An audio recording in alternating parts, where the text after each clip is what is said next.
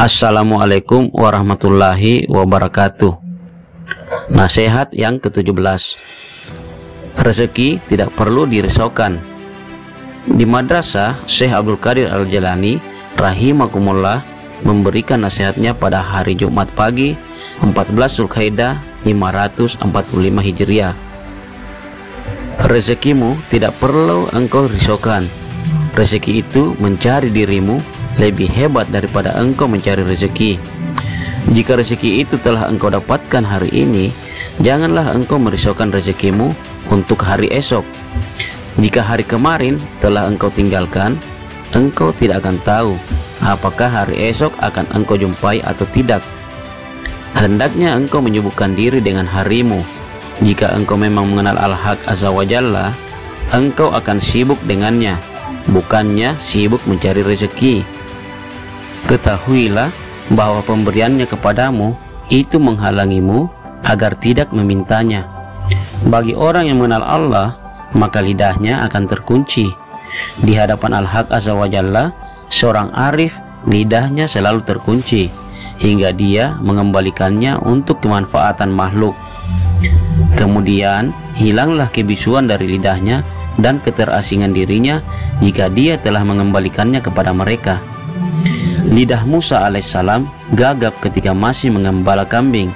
Namun ketika Allah hendak mengembalikannya, dia memberikan ilham kepadanya sehingga ia berkata, Bismillahirrahmanirrahim, dan lepaskanlah kekakuan dari lidahku supaya mereka mengerti perkataanku.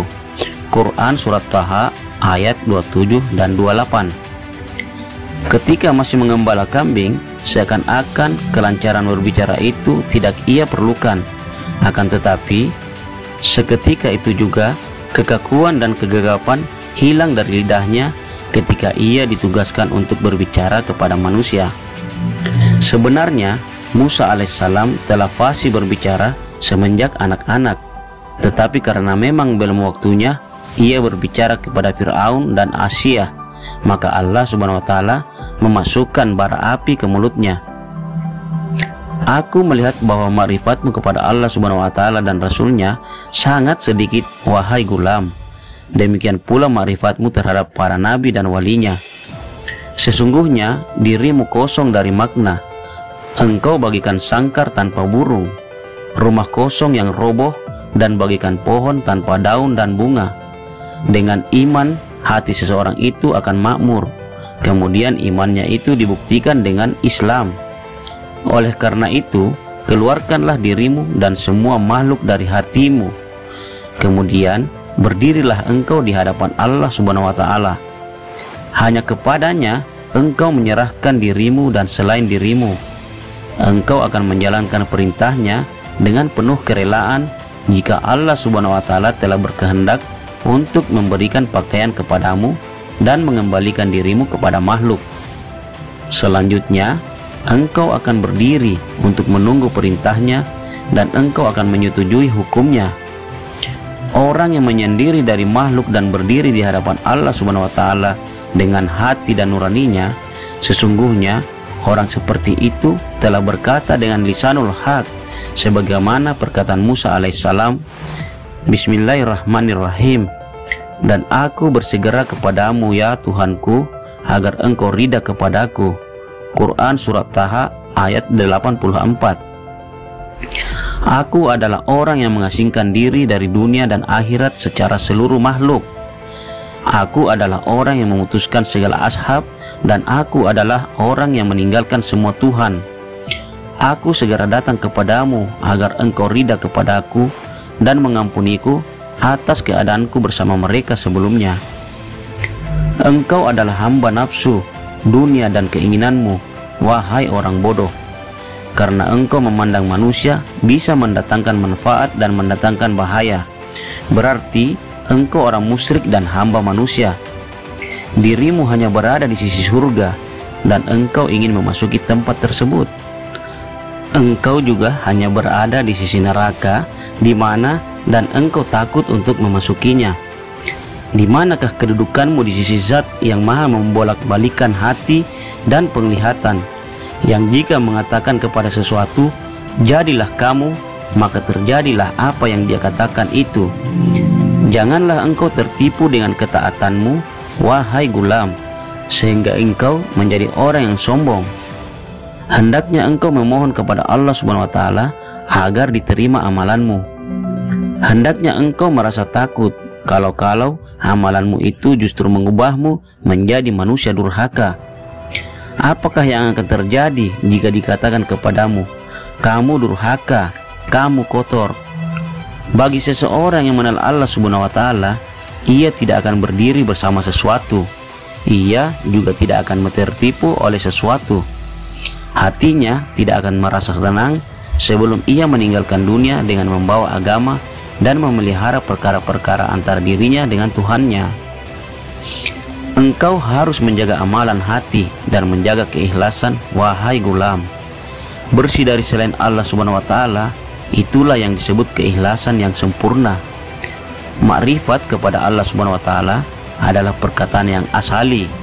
Aku lihat sebagian besar di antara kamu berdusta dalam ucapan dan perbuatan, dalam sepi dan ramai. Tidak ada untungnya jika engkau berbicara tetapi tidak beramal, dan tidak ada gunanya beramal tanpa keikhlasan dan tauhid.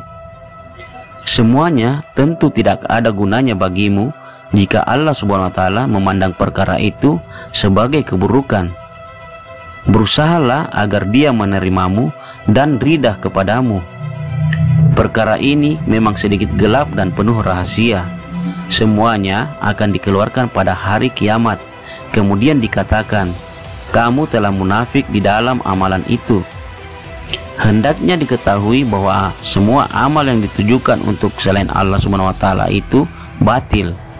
Oleh karena itu, hendaknya engkau beramal dan mencari zat yang tidak ada sesuatu pun yang menyerupainya. Hendaknya menafikan semua makhluk dan hanya mengisbatkan Allah Subhanahu wa Ta'ala. Hendaknya menafikan segala sesuatu yang tidak layak baginya dan mengisbatkan segala sesuatu yang wajib baginya, yang dibenarkan olehnya dan oleh Rasulnya. Kekosongan dari hatimu akan hilang jika engkau telah berbuat seperti itu.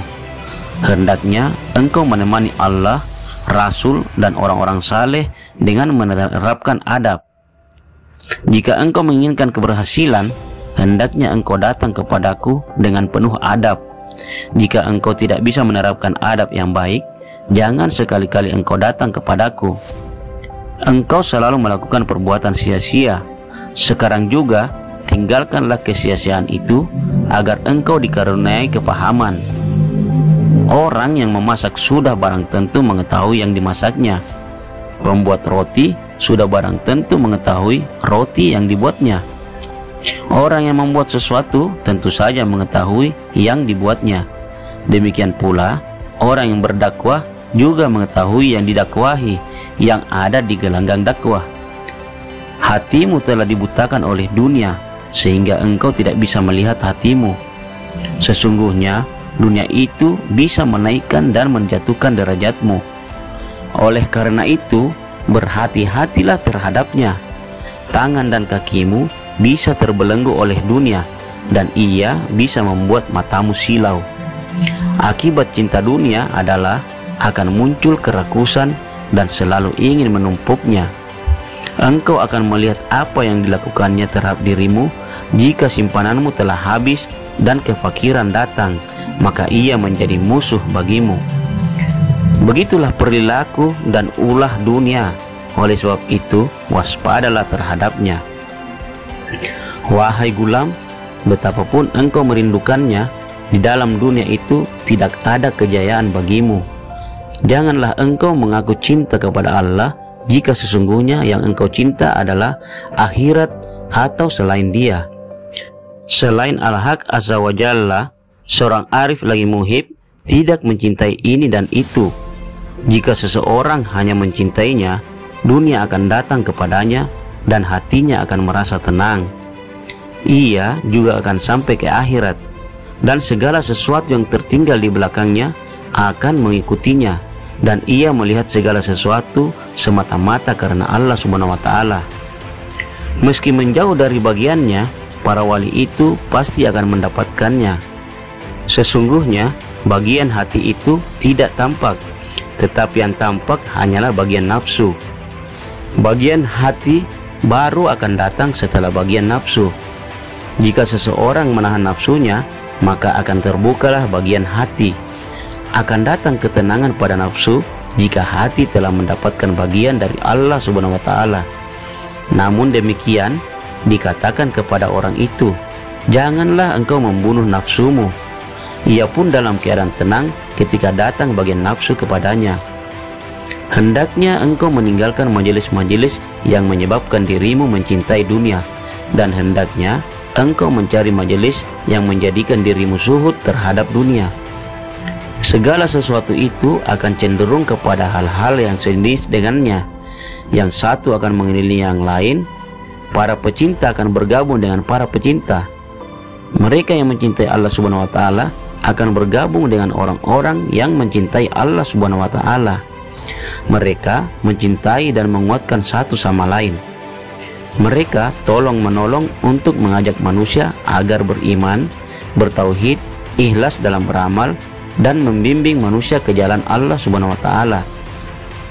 Barang siapa yang melayani, ia tentu akan dilayani. Barang siapa yang memberi, ia tentu akan diberi.